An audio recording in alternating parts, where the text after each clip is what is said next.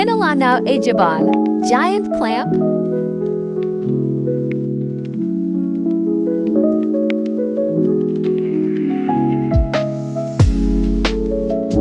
Let's go Mahimo.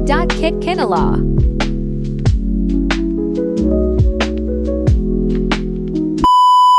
Siyempre, lilinisan mo na Giant bago clam. kainin.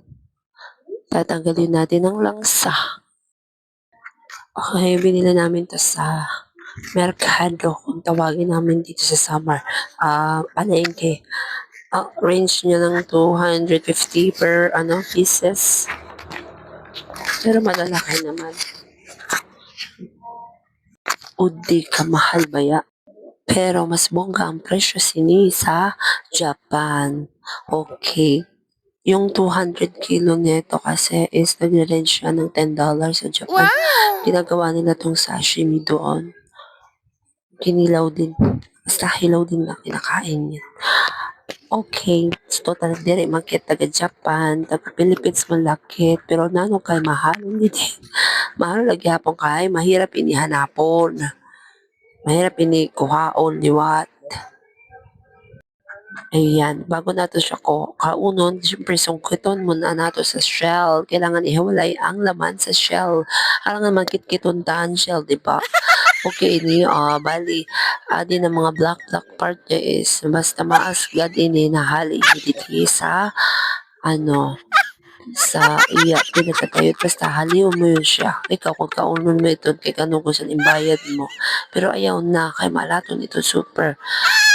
Lilimpihan ta santi kaupay basi marasahon siya kilawon marasa siya kung malimpihan imo paghimo liwat di ba diri kay makaon kami baras-baras pa di ba.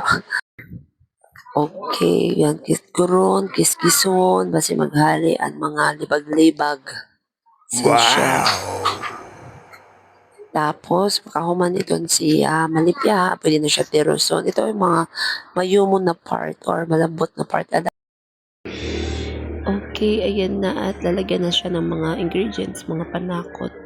Putni siya sa lason na, ginger na, at tomato, sili, paminta powder, asin, sibuyas na busag, sibuyas na white, onion yan.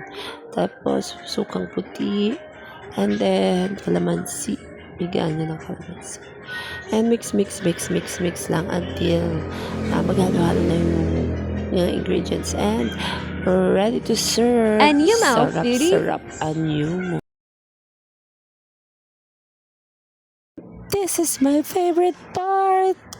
Tadihan ta na, tikman, 10 out of 10, so yummy, yum, asim, kilig. Thank you for watching, guys. See you again. Mwah.